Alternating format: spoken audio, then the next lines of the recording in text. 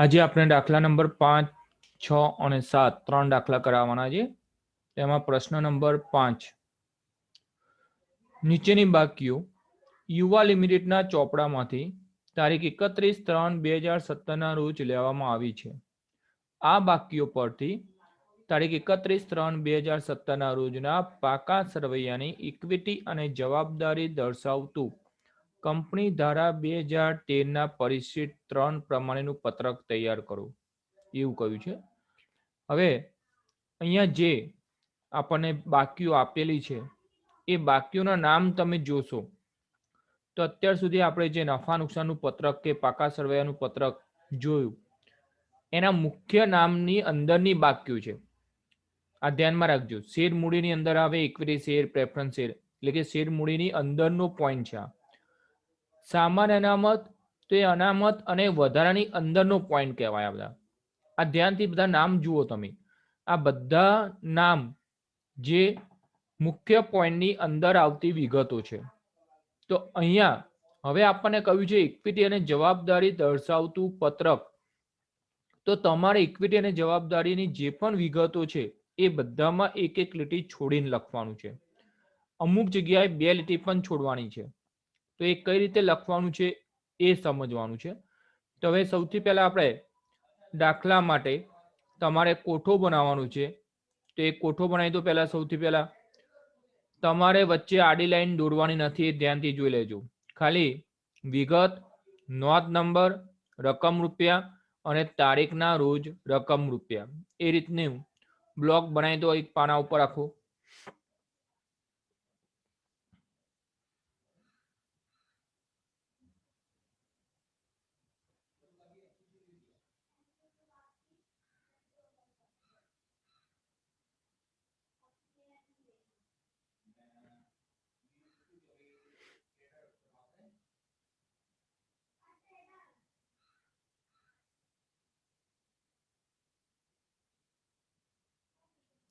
Block બની જાય એટલે કહેજો કે બની ગયું છે, તો પછી આપણે આગળ ચલાવવાનું શરૂ કરીશું.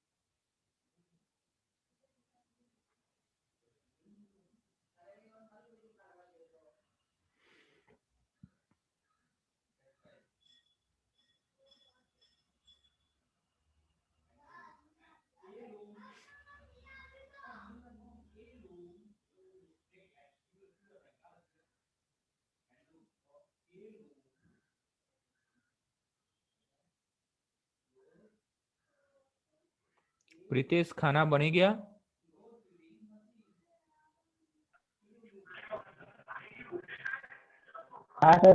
હા, ઓકે. તો હવે બીજાને પણ ખાના પડી ગયા હશે. તો હવે આપણે આગળ સમજાવવાનું શરૂ કરીએ છીએ. તમારે હવે અહીંયા કઈ રીતે વિગતના ખાનામાં જે ઇક્વિટી અને જવાબદારીની જે આપણે નામ લખવાના છે તે નામ કઈ રીતે લખવાના છે એ હવે તમે ધીમે ધીમે લખવાનું ચાલુ કરો, જોડે ને જોડે જ. તો હું લખું છું એ પ્રમાણે તમે પણ લખો. ઇક્વિટી અને જવાબદારીઓ, પહેલી લીટીમાં ઇક્વિટી અને જવાબદારીઓ. એના પછી તમને ખ્યાલ છે કે ઇક્વિટી અને જવાબદારીની અંદર 3 પોઈન્ટો આવે છે. એક તો શેર હોલ્ડરના ભંડોળ, બીજો પોઈન્ટ આવે છે બિન ચાલુ જવાબદારી, ત્રીજો પોઈન્ટ ચાલુ જવાબદારી. બરોબર? તો પહેલા પોઈન્ટની અંદર 2 પોઈન્ટ આવે છે. તો પહેલા ઇક્વિટી અને જવાબદારીનો પહેલો પોઈન્ટ શેર હોલ્ડર્સના ભંડોળ, એની અંદર 2 પોઈન્ટ આવે છે. તો એની નીચે જ લખવાનું છે તમારે શેર મૂડી. હવે શેર મૂડીમાં એક લીટી છોડવાની છે. એ એક લીટી છોડ્યા પછી હવે તમારે લખવાનું છે અનામત અને વધારો. શેર મૂડીની નીચે એક લીટી છોડી દેવાની, એના પછી અનામત અને વધારો, એના નીચે એક લીટી એનો પોઈન્ટ લખવા માટે અને બીજી એક લીટી સરવાળો કરવા માટે. ધ્યાનથી સાંભળજો.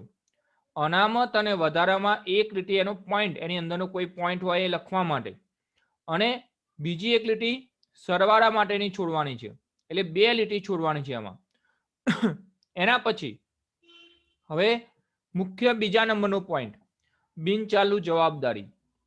તો એમાં પણ તમારે એ રીતે કે એની અંદર 3 પોઈન્ટ આવશે. તો પહેલો પોઈન્ટ એની નીચે જ લાંબા ગાળાના ઉછીના નાણાં, એની અંદર એક લીટી છોડી દેવાની.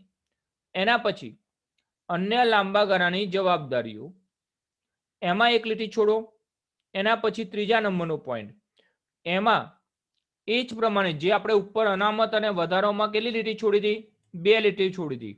તો અહીંયા પણ ત્રીજા નંબરના પોઈન્ટમાં 2 લીટી, એક લીટી એની અંદરનો પોઈન્ટ આવે તો એ લખવા માટે, અને પછીની લીટી સરવાળા માટેની.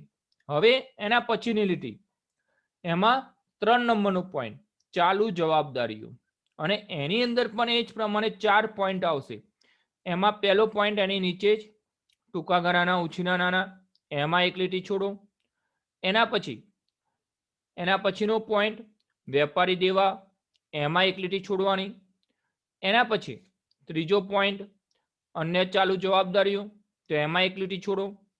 એના પછી ડી ટૂંકા ગાળાની જોગવાઈઓ, એમાં પણ 2 લીટી, એક લીટી એના અંદરનો પોઈન્ટ, એક સરવાળા માટેની, અને એના પછી તમારે લખવાનું છે કુલ.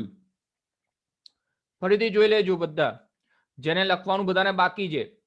તો એ રીતે હું ઉપરથી ફરીથી શરૂ કરું છું, તમે જોઈ લો. આટલું લખાઈ જાય એટલે કે જોઈ લે, પછી નીચેનું બતાવી દઉં છું.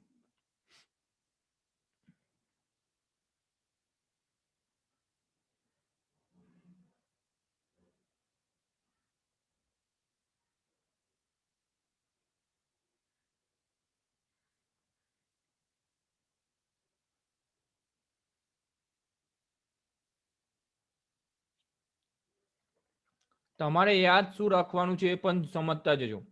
જે 1 નંબરનો પોઈન્ટ છે આ, જેની અંદર અનામત અને વધારા સુધીનો ભાગ આવે છે. શેર હોલ્ડરના ભંડોળમાં 2 પોઈન્ટ આવ્યા, તો બીજા નંબરનો જે પોઈન્ટ હોય એમાં તમારે 2 લીટી 3 લીટી રાખવાની.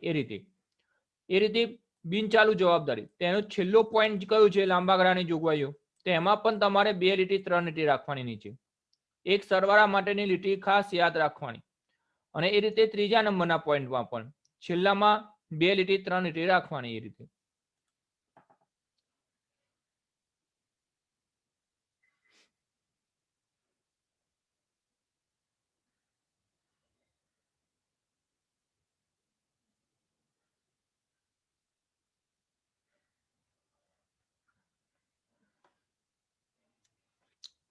લખાઈ ગયું આટલું?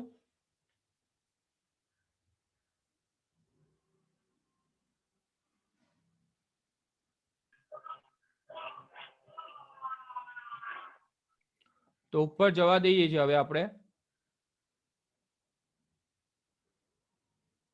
ચાલુ જવાબદારીઓ જેને લખવાની બાકી હોય એ લખી નાખો.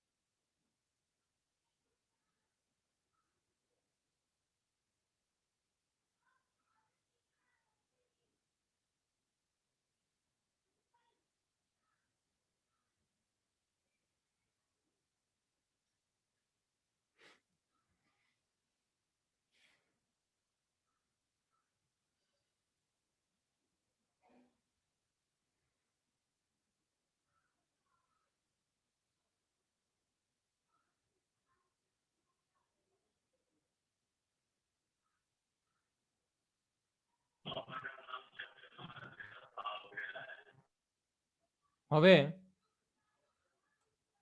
સચિન લખાઈ ગયું ને? હા સર. ઓકે. તો હવે તમારા હાથમાં ચોપડી રાખજો. એમાં દાખલા નંબર 5 ની વિગતો કઈ રીતે ભરવાની છે એ સમજી લેજો. તો એમાં સૌથી પહેલો પોઈન્ટ આપણને આપેલું છે 1,30,000 ઇક્વિટી શેર. દરેક ₹5 નો તેવા એવું કહ્યું છે. 1,30,000 ઇક્વિટી શેર, એટલે ઇક્વિટી શેરની સંખ્યા કેટલી? 1,30,000, જે દરેક ₹5 નો છે, જે આપણા કંપનીની મૂડી દર્શાવે છે. એટલે એ કંપનીની મૂડી શેર મૂડીની નીચે લખાશે. તો તમારે શેર મૂડીની નીચે લખો 1,30,000 ઇક્વિટી શેર, દરેક ₹5 નો તેવા, અને રકમનું જે પહેલા નંબરનું કોલમ છે એની અંદર રકમ લખવાની છે. રકમનું જે પહેલા નંબરનું કોલમ છે એની અંદર રકમ 6,50,000.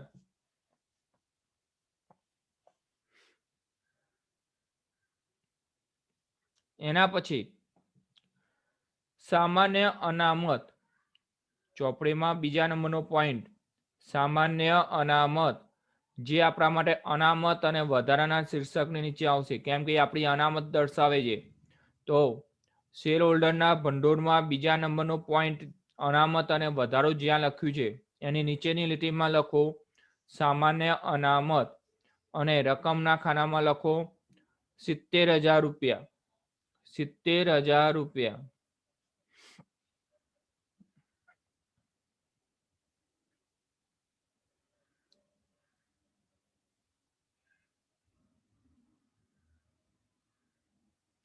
એના પછી પ્રોવિડન્ટ ફંડ.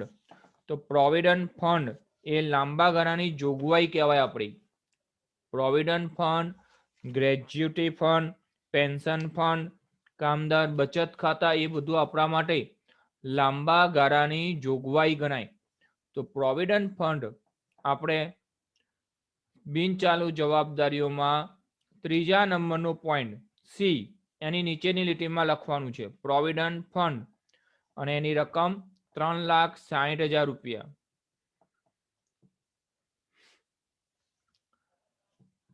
ત્યારબાદ લેણદારો. લેણદારો એ વેપારી દેવું કહેવાય આપણું. લેણદારો એ વેપારી દેવું. તો અહીંયા ચાલુ જવાબદારીમાં વેપારી દેવા લખ્યું છે. આપણે વેપારી જોડેથી ઉછીનો માલ લીધો એટલે વેપારીઓનું દેવું થયું આપણા ઉપર, તો એ વેપારી દેવા કહેવાય. તો વેપારી દેવાની અંદર લખો લેણદારો, અને રકમના ખાનામાં રકમ લખો 86,000.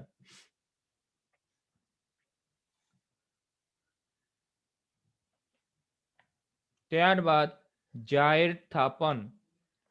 જાહેર થાપન એ આપણા માટે લાંબા ગાળાના ઉછીના નાણાં કહેવાય, દેવું કહેવાય, બિનચાલુ દેવું છે.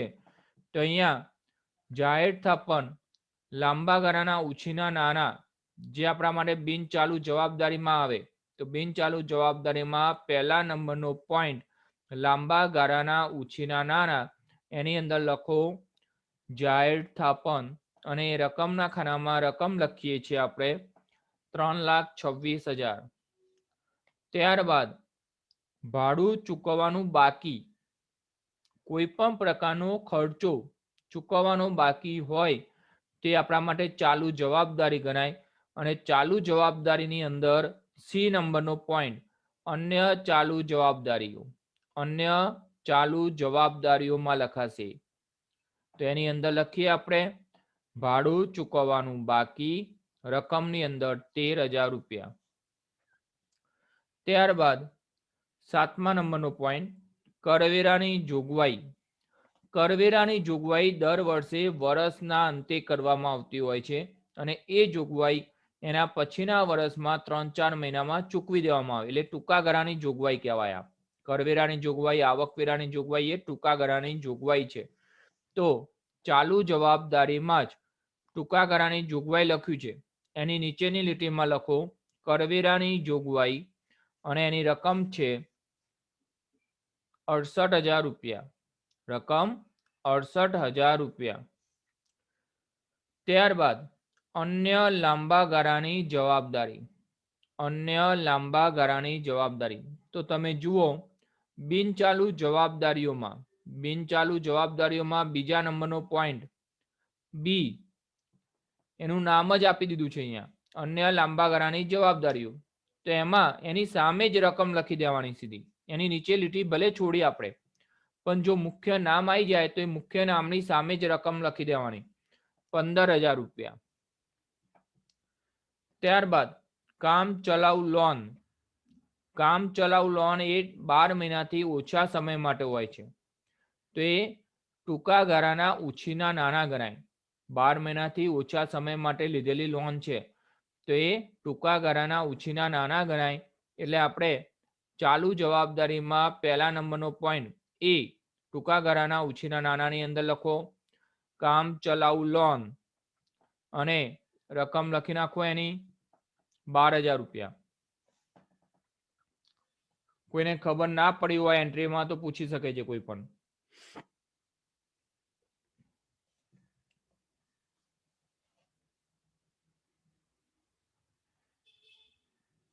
કોઈ એન્ટ્રી લખવાની બાકી હોય તો મને કહેશો તો હું ઉપર નીચે કરી દઈશ.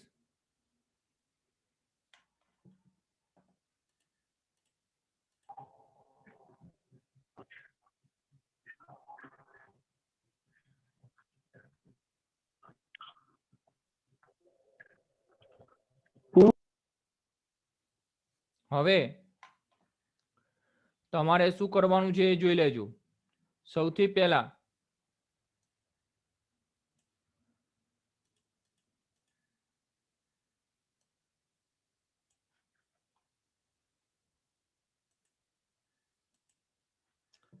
અહીંયા ધ્યાન આપજો. સૌથી પહેલા તમારે જે ઇક્વિટી શેર હોલ્ડરના ભંડોળો છે એટલે કે શેર હોલ્ડર્સના ભંડોળ એમાં તમારે જે આ એ અને બી એની અંદર જે નામ આવ્યા છે એનો જ સરવાળો અહીંયા કરવાનો છે. તમારે જે રકમનું બીજા નંબરનું કોલમ છે તમારું ધ્યાનથી જુઓ, રકમનું બીજા નંબરનું કોલમ એમાં એક એક વિભાગનો સરવાળો કરીને અહીંયા મૂકવાનો છે. પછી એ રીતે 2 નંબરનો વિભાગનો સરવાળો અહીંયા આવશે. પછી એ રીતે 3 નંબરના વિભાગનો સરવાળો અહીંયા આવશે. ખાસ ધ્યાનથી જુઓ. તો એ રીતે હવે 6,50,000 વત્તા 70,000 નો સરવાળો આપણે કરીએ તો 7,20,000 રૂપિયા. 7,20,000 રૂપિયા. ત્યાર પછી એ રીતે જ બિનચાલુ જવાબદારીના વિભાગોનો સરવાળો કરીએ તો 3,26,000, 15,000 અને 3,60,000. તો એનો સરવાળો કરીએ તો સરવાળો 7,01,000. એ રીતે ચાલુ જવાબદારીના ચારે પોઈન્ટોના વિભાગોનો સરવાળો કરશો 12,000 વત્તા 86,000 વત્તા 13,000 વત્તા 68,000. તો એનો સરવાળો આપણને મળ્યો 1,79,000. હવે શું કરવાનું છે? હવે 72,000 વત્તા 7,01,000 વત્તા 1,79,000. 72,000 વત્તા 7,20,000 છે. 72,000 નહીં, 7,20,000 વત્તા 7,01,000 વત્તા 1,79,000. તો એ ત્રણેયનો સરવાળો 16 લાખ રૂપિયા થયો. એ ત્રણેયનો સરવાળો 16 લાખ રૂપિયા થયો. અહીંયા દાખલો પૂર્ણ થઈ ગયો. જેને દાખલામાં ખબર ના પડી હોય એ પૂછી શકે છે.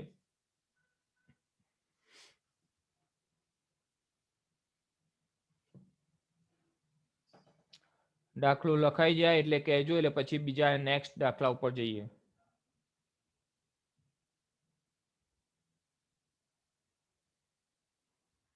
જીમેશ, દાખલો લખાઈ ગયો? હા સર, લખાઈ ગયો દાખલો. ઓકે, તો હવે આપણે બીજા નેક્સ્ટ દાખલા ઉપર જઈએ છીએ. કોઈને બાકી નથી ને? ના સર. ઓકે, તો હવે એના પછીનો દાખલો લઈએ છીએ આપણે. તો એમાં દાખલા નંબર 6, દાખલા નંબર 6 જેમાં કહ્યું છે આપણને નીચે આપેલ બાકીઓ મૂન લિમિટેડના ચોપડાઓમાંથી લેવામાં આવી છે.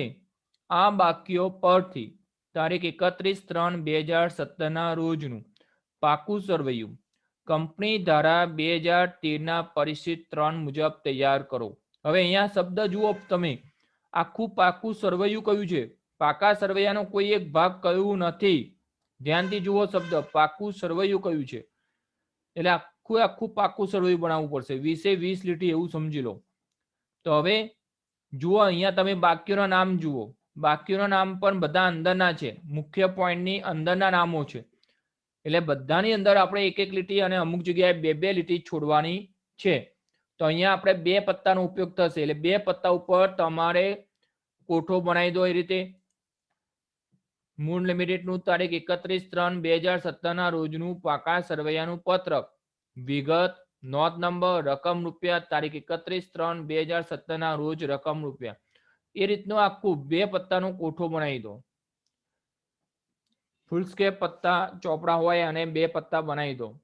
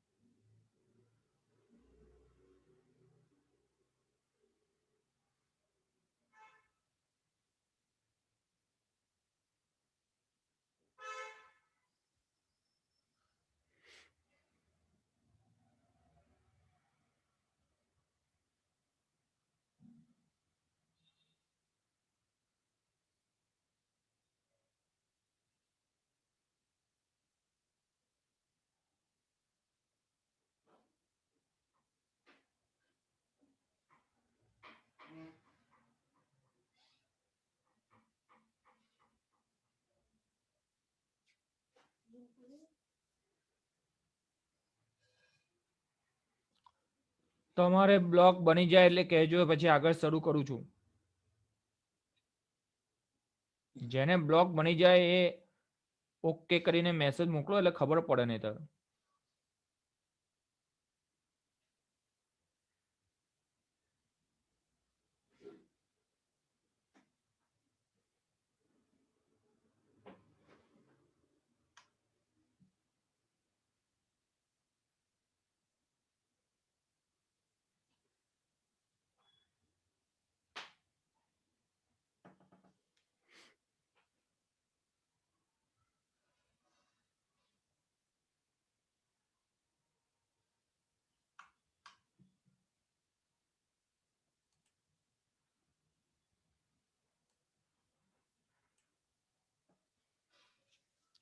જીમેશ કોઠો હજી બન્યો નથી.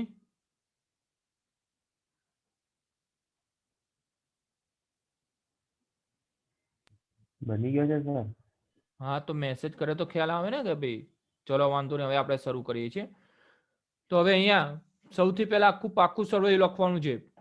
હજી પણ તમે પાકું સરવૈયું મોડે કર્યું છે કે નથી કર્યું?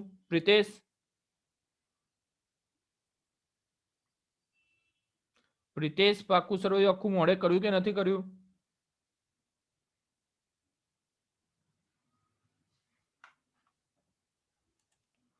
સચિન હા સર. કર્યું છે. ઓકે. જીમેશ પાકું સરવૈયું મોડે થયું કે નહીં થયું હજી? હા સર કર્યું છે ને. કર્યું છે ને? ઓકે.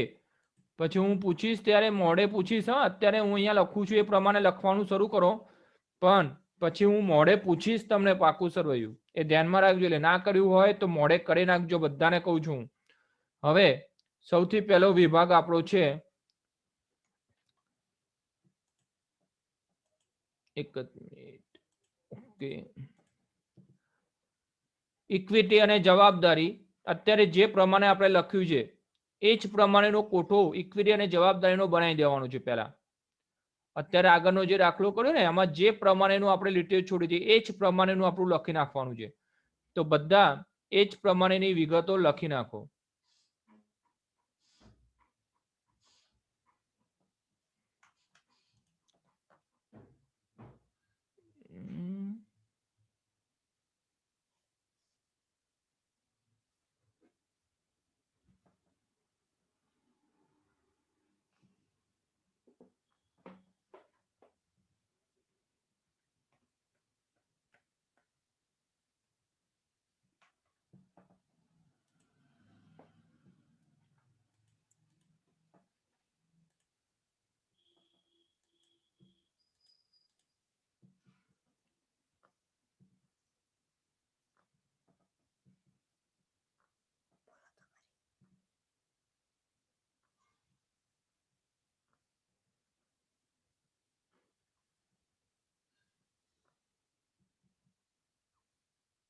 તમારી સામે હું લખતો જઉં છું એ પ્રમાણે જ તમારે લખતું જવાનું છે.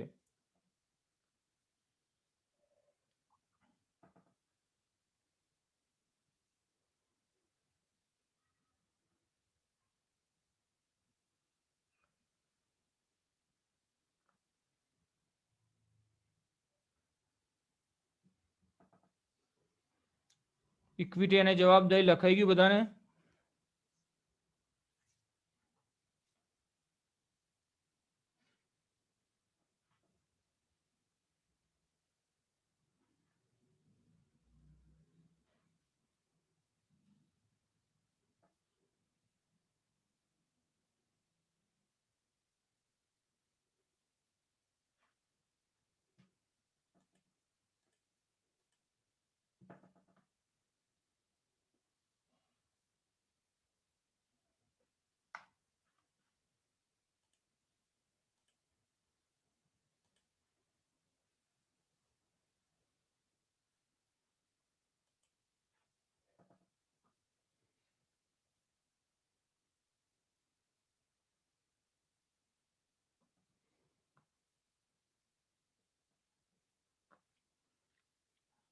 કુલનું ખાનું લખ્યા પછી મિલકતો, અને મિલકતોમાં પહેલા નંબરનો પોઈન્ટ બિનચાલુ મિલકતો. એમાં પહેલો પોઈન્ટ કાયમી મિલકતો, એની અંદર 2 પોઈન્ટ આવે છે. દ્રશ્ય મિલકતો, તેમાં એક લીટી છોડીને પછી અદ્રશ્ય મિલકતો. તમને જ્યાં પણ ગેપ દેખાય છે, વધારે ગેપ દેખાય ત્યાં 2 લીટી છે, અને સિંગલ ગેપ દેખાય ત્યાં એક જ લાઈન છોડવાની છે. આ ધ્યાનમાં રાખજો. એના પછી બિનચાલુ રોકાણોમાં એક લીટી, લાંબા ગાળાની લોન અને ધિરાણમાં એક લીટી, એના પછી અન્ય બિનચાલુ મિલકતોમાં 2 લીટી, એક પોઈન્ટ માટે અને એક સરવાળા માટેની. એના પછી ચાલુ મિલકતો, એમાં પહેલો પોઈન્ટ ચાલુ રોકાણો, એમાં એક લીટી. એના પછી માલ સામગ્રી,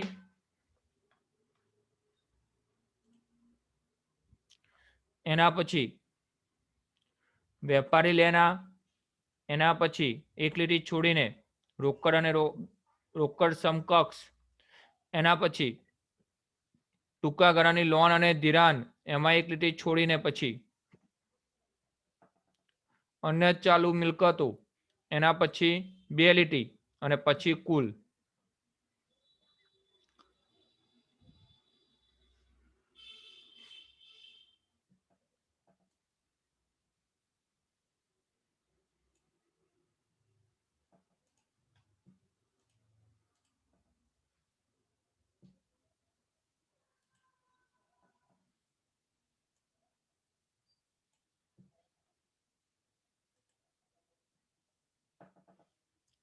તમને કોઠો ક્લિયર દેખાય છે? મેં નાનો કર્યો છે કોઠો, પણ તમે મોબાઈલની સ્ક્રીન થોડી ઝૂમ કરીને જોઈ શકતા હશો.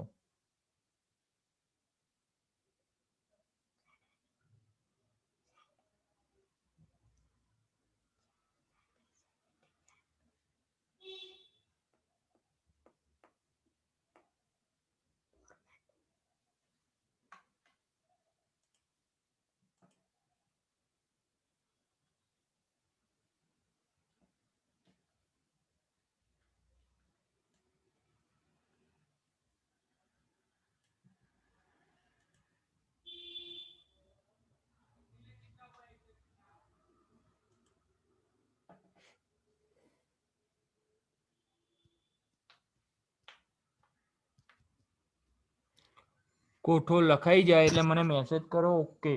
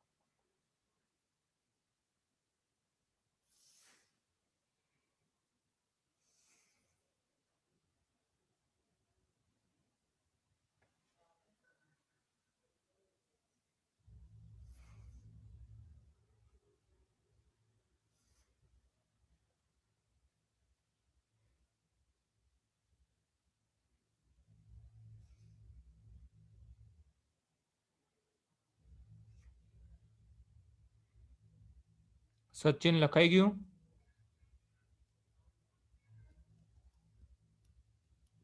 ઓકે. પ્રિતેશ?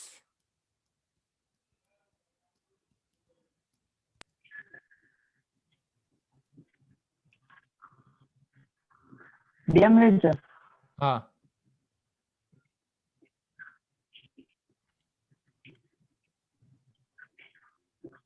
ક્લિયર દેખાય છે ને? કોઠો ક્લિયર દેખાય છે તમને?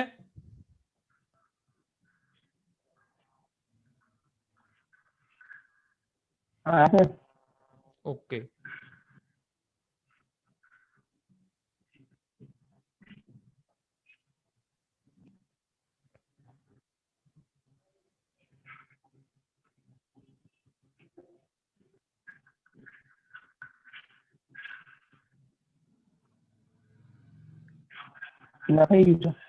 ઓકે. તો હવે સૌથી પહેલા આપણે તમારી ચોપડીમાં જે પ્રમાણે નામ આપ્યા છે એ પ્રમાણે નામ વાંચીને આપણે કોની નીચે એ નામ આવશે એ જોવાનું અને સમજવાનું છે. તેમાં સૌથી પહેલું છે મળવાનું બાકી વ્યાજ.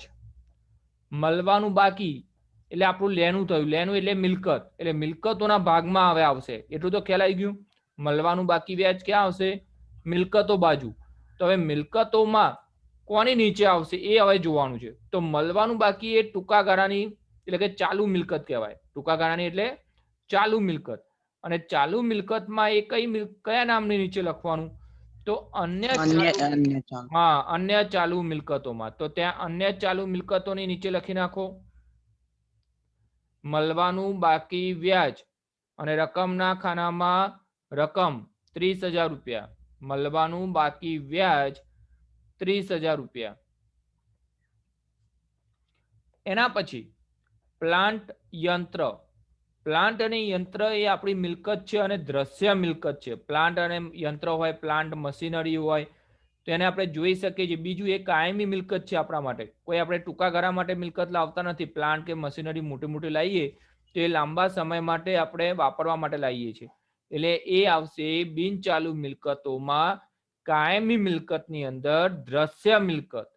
કાયમી મિલકતની અંદર દ્રશ્ય મિલકત આપેલું છે એની નીચે આવશે. તો એમાં લખીએ આપણે પ્લાન્ટ યંત્ર અને એની રકમ છે 15 લાખ રૂપિયા. રકમ 15 લાખ રૂપિયા. એના પછી ઇક્વિટી શેર મૂડી. શેર મૂડી શબ્દ આપ્યો છે એટલે તમને ખ્યાલ આવી ગયો હશે. ઇક્વિટી અને જવાબદારીની અંદર શેર હોલ્ડરના ભંડોળ જ્યાં આપેલા છે આપણને એની અંદર પહેલો પોઈન્ટ શેર મૂડી. શેર મૂડીની નીચે આવશે આ શેર મૂડીની નીચે ઇક્વિટી શેર મૂડી અને એની રકમ આપણને આપેલી છે 15 લાખ રૂપિયા. ત્યારબાદ બેંક શિલ્લક અને રોકડ. તો રોકડ એ આપણી રોકડ શિલ્લક અને બેંક શિલ્લક એ શિલ્લક છે. તો એ રોકડ નાનું કહેવાય આપણા માટે, રોકડા રૂપિયા કહેવાય.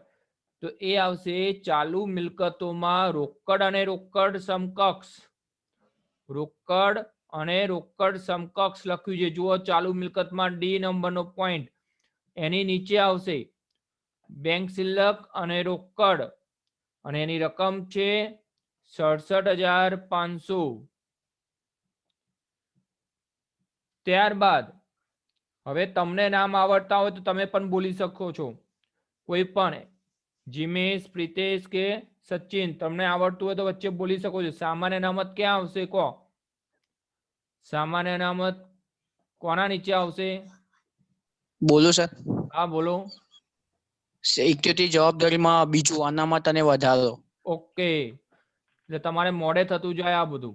અનામત અને વધારાના શીર્ષકની નીચે લખો સામાન્ય અનામત અને એની રકમ આપેલી છે આપણને 30,000 રૂપિયા. ત્યારબાદ એના પછીનો પોઈન્ટ છે આખર સ્ટોક. આખર સ્ટોક ક્યાં આવશે? બોલું સર? બોલો. બીજા નંબરના કોઠામાં મિલકતોમાં એમાં ચાલુ મિલકતમાં માલ સામગ્રી પર. Okay right. તો માલ સામગ્રીની નીચે લખી નાખો આખર સ્ટોક. માલ સામગ્રીની નીચે આખર સ્ટોક અને એની રકમ લખી નાખો 2,70,000. ભાઈ ફરીથી બધા જોઈન થઈ જાઓ. ઝૂમ આખર સ્ટોક આપણે લખી દીધો છે માલ સામગ્રીની નીચે ચાલુ મિલકતોમાં બી માલ સામગ્રી એની અંદર લખવાનું છે આખર સ્ટોક 2,70,000 રૂપિયા. એના પછી લેનદારો ક્યાં આવશે?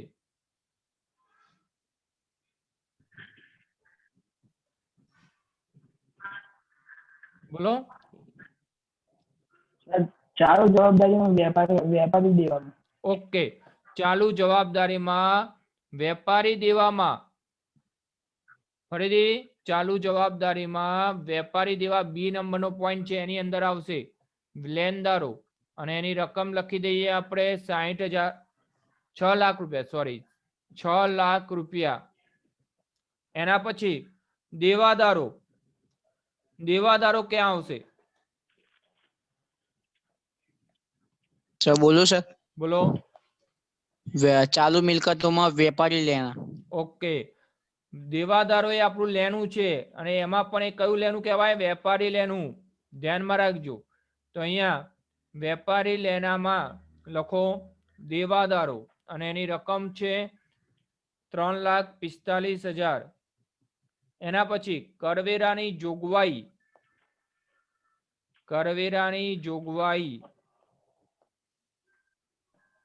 બોલો સર. બોલો. ચાલુ મિલકતોમાં ટૂંકા ગાળાની જોગવાઈઓમાં. ફરીથી ચાલુ જવાબદારીઓમાં હા, ટૂંકા હા. ગાળાની જોગવાઈઓ. Okay, right. ચાલુ જવાબદારીમાં ડી ટૂંકા ગાળાની જોગવાઈઓમાં કરવેરાની જોગવાઈ 90,000 રૂપિયા. ત્યાર પછી 12% બેંક લોન.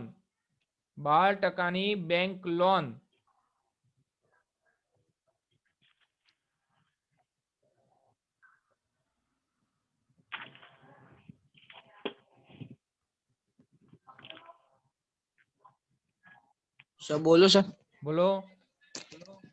બિન ચાલુ જવાબદારીઓમાં પહેલું લાંબા ગાળાના ઉછીના નાણાંમાં. સાચું છે. બિનચાલુ જવાબદારીઓમાં લાંબા ગાળાના ઉછીના નાણાં. કારણ બેંકમાંથી આપણે લોન લઈએ તો એ 1 વર્ષથી વધુ સમય માટે હોય છે બેંક લોન.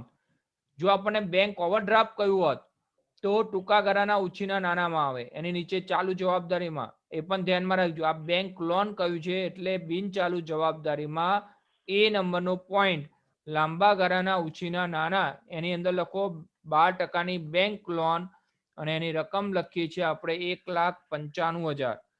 એના પછી બિનચાલુ રોકાણો.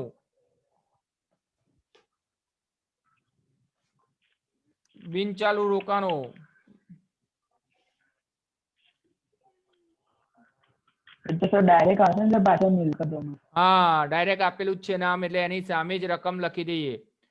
બિનચાલુ રોકાણો.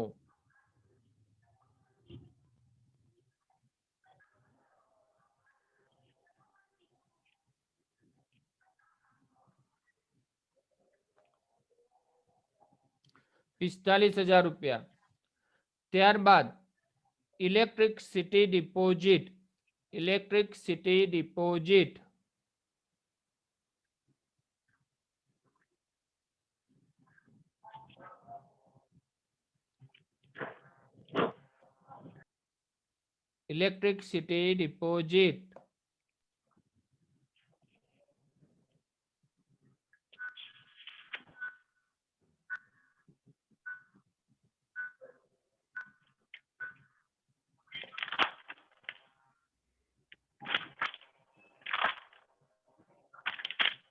બોલો પ્રિતેશ.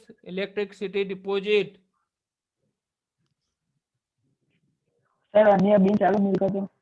ના, ઇલેક્ટ્રિક ડિપોઝિટ એ શું છે પહેલા સમજી લો. આપણે જે ઇલેક્ટ્રિસિટીનો વપરાશ કરીએ છીએ ને આપણા ઘરે જે લાઇટ આવે છે તો એ લાઇટ માટે આપણને જે મીટર આપે છે તો મીટરનું કનેક્શન લેવા માટે આપણે અમુક રકમ ત્યાં ડિપોઝિટ સ્વરૂપે કંપનીને આપવી પડે. તો એ આપણા માટે લાંબા ગાળાનું ધિરાણ કર્યું કહેવાય. કંપનીને આપણે એ ડિપોઝિટ લાંબા ગાળાનું ધિરાણ કહેવાય આપણા માટે. એટલે એ આવશે બિનચાલુ મિલકતોમાં લાંબા ગાળાની લોન અને ધિરાણમાં આવે. શેમાં આવશે? બિનચાલુ મિલકતોમાં સી લાંબા ગાળાની લોન અને ધિરાણ. લાંબા ગાળાની loan. હા, તો એની નીચે લખો ઇલેક્ટ્રિસિટી ડિપોઝિટ અને એની રકમ લખી નાખો 1,87,500.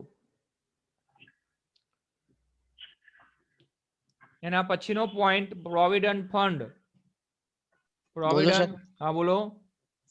બિનચાલુ જવાબદારીઓમાં લાંબા ગાળાની જોગવાઈઓ. હા, લાંબા ગાળાની જોગવાઈઓ. બિનચાલુ જવાબદારીમાં સી લાંબા ગાળાની જોગવાઈઓ એની અંદર આવશે પ્રોવિડન્ટ ફંડ, એની રકમ 30,000 રૂપિયા. હવે તમારી સામે આખું પાકું સરવૈયું આવી ગયું છે. તો એમાં તમે જુઓ ઇક્વિટી અને જવાબદારીના મુખ્ય 3 ભાગ છે. પહેલો શેર હોલ્ડરના ભંડોળ, બીજો બિનચાલુ જવાબદારી, ત્રીજો ચાલુ જવાબદારી. તો સૌથી પહેલા શેર હોલ્ડરના ભંડોળની 2 રકમ આપણને મળી છે, બરોબર. તો એનો સરવાળો 12ના કોલમમાં લાવવાનો છે આપણે.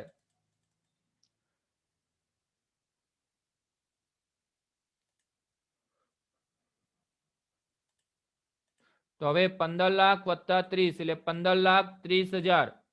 એ રીતે બિનચાલુ જવાબદારીમાં 2 રકમ મળી, એક 95 અને 30. તો 1,95,000 વત્તા 30,000 એટલે એનો સરવાળો બીજા નંબરના રકમના ખાનામાં નીચે 2,25,000. એ જ રીતે ચાલુ જવાબદારીઓમાં આપણને 2 રકમ મળી, 6 લાખ વત્તા 90,000. તો એનો સરવાળો થયો 6,90,000. હવે જે 3 રકમો થઈ આપણી કુલ 15,30,000 વત્તા 2,25,000 વત્તા 6,90,000. તે ત્રણેયનો સરવાળો કરીને નીચેના કુલના ખાનામાં લખવાનો રહેશે તમારે, બરોબર. 690 ની નીચે કુલની જગ્યા છોડી છે આપણે, ત્યાં લખો 24,45,000 રૂપિયા. એ ત્રણેય રકમોનો સરવાળો 24,45,000 રૂપિયા આવ્યો. એ જ રીતે મિલકતોના 2 ભાગ, બિનચાલુ મિલકતો અને ચાલુ મિલકતો છે. તો બિનચાલુ મિલકતોની અંદર કેટલી રકમો આવી? 15 લાખ વત્તા 45,000 વત્તા 1,87,500. એનો સરવાળો કરશો તો 17,32,500 મળ્યો. ત્યારબાદ ચાલુ મિલકતોની અંદર રકમ આપણને મળી છે 2,70,000, 3,45,000, 67,500 અને 30,000. એનો સરવાળો આપણને મળ્યો છે 7,12,500. હવે 17,32,000 વત્તા 7,12,500, 17,32,000 વત્તા 7,12,500. તો એનો સરવાળો પણ આપણને મળશે 24,45,000. 24,45,000. હવે તમે જોઈ લો, ઉપરનો સરવાળો પણ એટલો જ થયો ઇક્વિટી અને જવાબદારીનો, અને મિલકતોનો સરવાળો પણ એટલો જ થયો 24,45,000. દાખલામાં ખબર ના પડી હોય તો પૂછી શકો છો કોઈ પણ પ્રશ્ન.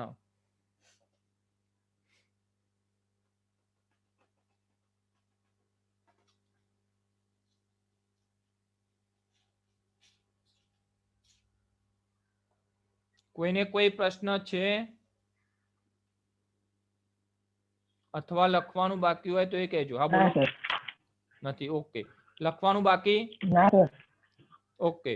તો હવે બીજા દાખલા ઉપર જઉં છું. કોઈને બાકી નથી ને?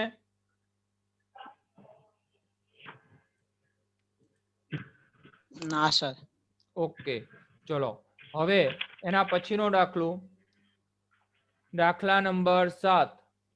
એના પછીનો દાખલો, દાખલા નંબર 7. નીચેની બાકીઓ કંપની ધારા 2013ના પરિશિષ્ટ 3માં દર્શાવ્યા પ્રમાણે કંપનીના નફા નુકસાનના પત્રકમાં કયા શીર્ષક હેઠળ દર્શાવશો એવું કહ્યું છે આપણને. હવે અહીંયા બધા નામ આપેલા છે: વેચાણ, પગાર, ઘસારો, ગાલખાત પરત, ડિબેન્ચર વ્યાજ, ઓડિટ ફી, એવા નામ આપેલા છે. તે નફા નુકસાનના પત્રકમાં એના કયા શીર્ષકની નીચે આ નામ આવશે એવું સમજાવવાનું છે, આપણે બતાવવાનું છે. તો એના માટે તમારે કોઠો બનાવવાનું છે. કોઠો આ રીતનો બનાવી દો. તમારી સામે તમને કોઠો દેખાશે એ રીતનો કોઠો બનાવી દો. 14 પોઈન્ટ આપ્યા એટલે 14 લીટી જોઈશે એટલે એક જ પત્તા ઉપર આવી જશે.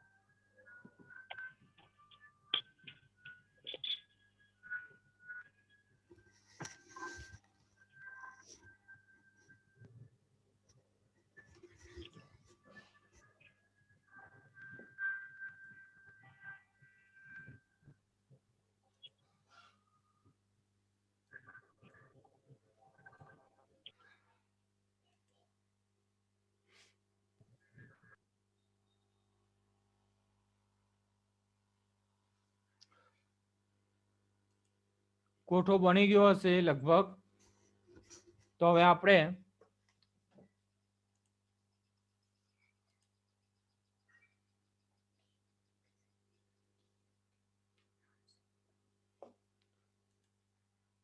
ચૌદ લીટીનો કોઠો બનાવવાનો છે. ક્રમ, વિગત, મુખ્ય શીર્ષક અને પેટા શીર્ષક. ફરીથી ધ્યાન આપજો. વિગત કઈ છે, મુખ્યનું કયું શીર્ષક આવશે અને પેટા શીર્ષક કયું હશે, એ રીતે તમારે કોઠો બનાવી દેવાનો. હવે સૌથી પહેલા આપણે બધાના નામ લખી દઈએ છીએ. એટલે આપણે શું થાય, જે ચોપડીમાં નામ આપેલા છે એ વિગતના ખાનામાં લખવાના છે. તો એ ક્રમ પ્રમાણે બધા લખી દઈએ છીએ આપણે. સૌથી પહેલા હું ક્રમ આપી દઉં છું, 1 થી 14 નંબર સુધીના ક્રમ આપી દઉં છું. એ રીતે તમે પણ ક્રમ આપી દો તમારા. હવે વિગતમાં જે રીતે નંબર આપેલા છે એ પ્રમાણે નામ લખી નાખો. વિગતમાં વેચાણ, પગાર, ઘસારો, ગાલખાત પરત, ડિબેન્ચર વ્યાજ, ઓડિટ ફી, એ રીતે વિગતની અંદર બધા નામ ક્રમસર લખી નાખો. તમે ક્રમસર બધા નામ લખી નાખો એક વખત પહેલા.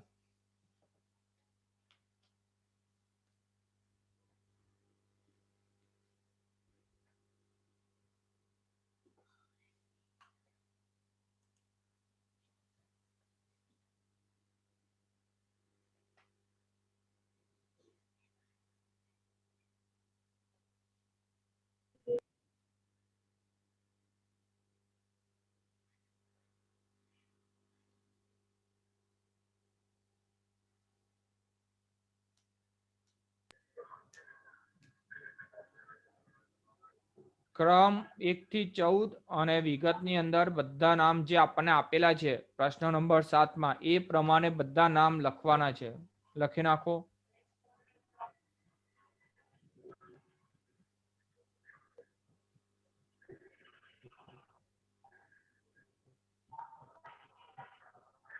સર લાઈન જોવાની? ના, લાઈન નથી છોડવાની. આ જે પ્રમાણેનો કોઠો તમારી સ્ક્રીન ઉપર દેખાય છે એ જ પ્રમાણેનું બનાવવાનું છે. કોઈ વચ્ચે લાઈન નથી છોડવાની.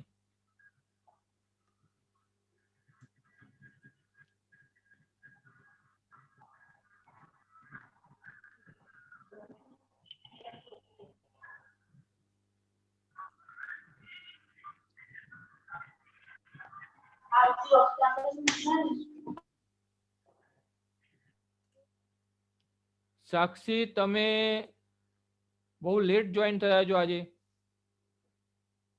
સર એ બહાર ગયા હતા ને એટલે. ઓકે, વાંધો નહીં, પણ તમારે 4 વાગ્યાની મીટિંગમાં ફરીથી જોઈન થવું પડશે. એટલે અત્યારે તો સર 4 વાગે થાવ. એટલે એ જ કહું છું, 4 વાગ્યાની મીટિંગમાં જોઈન થઈ જજો. અત્યારે હવે અગાઉનું એટલા માટે તો હા સર. તમને હું અત્યારે રિમૂવ કરું છું. બરોબર? ઓકે. હા.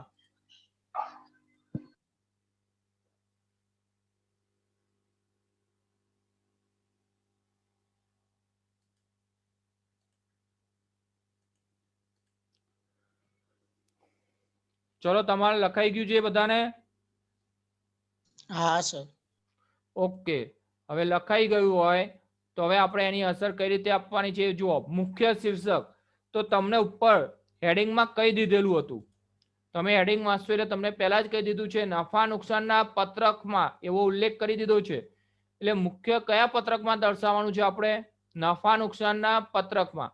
તો તમે જે મુખ્ય શીર્ષક છે એ નફા નુકસાનનું પત્રક એવું લખી નાખો. આખા બધામાં નફા નુકસાનનું પત્રક એવું લખી નાખો. મુખ્ય શીર્ષક નફા નુકસાનનું પત્રક.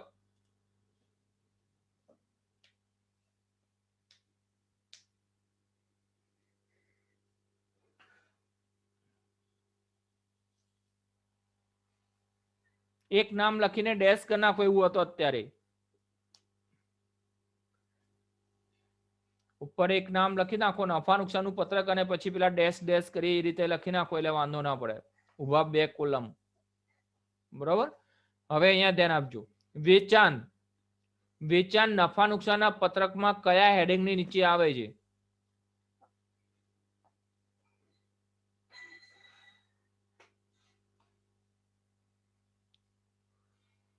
વેચાણ નફા નુકસાનના પત્રકમાં કયા હેડિંગની નીચે આવે છે? કોઈને ખ્યાલ હોય તો બોલો.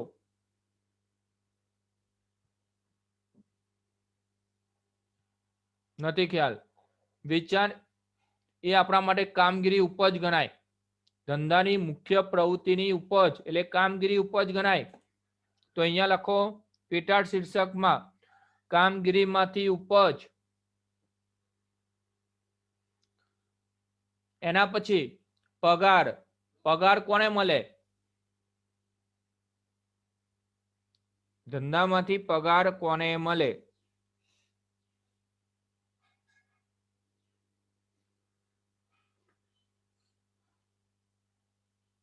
સચિન, પગાર કોને આપવામાં આવે?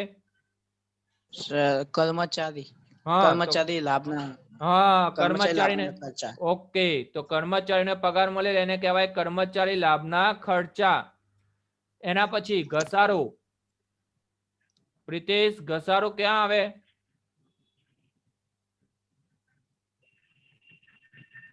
મિલકત પાસે.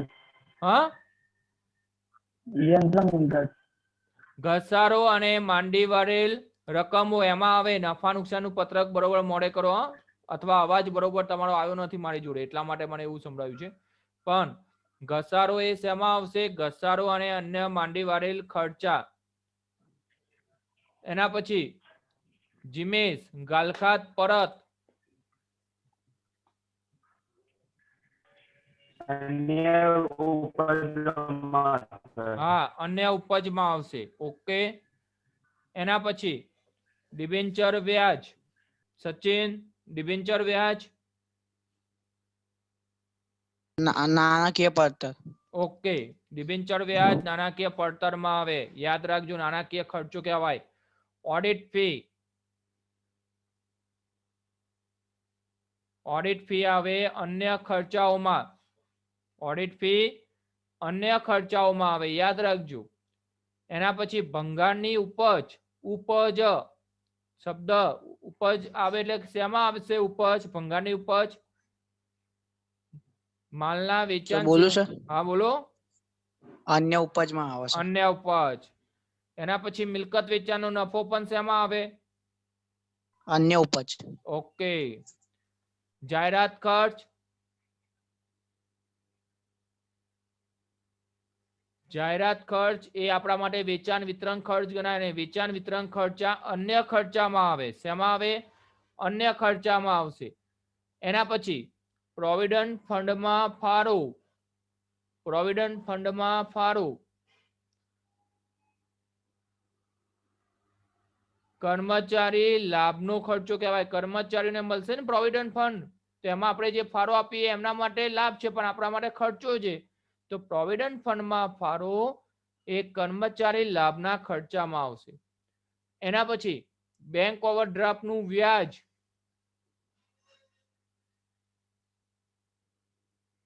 બેંક ઓવરડ્રાફ્ટનું વ્યાજ.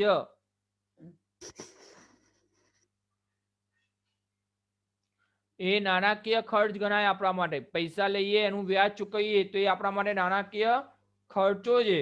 એટલે એ પણ ક્યાં આવશે? નાણાકીય પડતરમાં. અને એ જ રીતે બેંક ચાર્જીસ, તો બેંક ચાર્જીસ એ અન્ય ખર્ચામાં આવશે. એ અન્ય ખર્ચામાં આવે બેંક ચાર્જીસ. એના પછી કર્મચારીઓને બોનસ, તો એ બોલો સર. હા બોલો. કર્મચારી લાભના ખર્ચા. ઓકે. અને છેલ્લું માંડી વાળેલ ડિબેન્ચર વટાવ.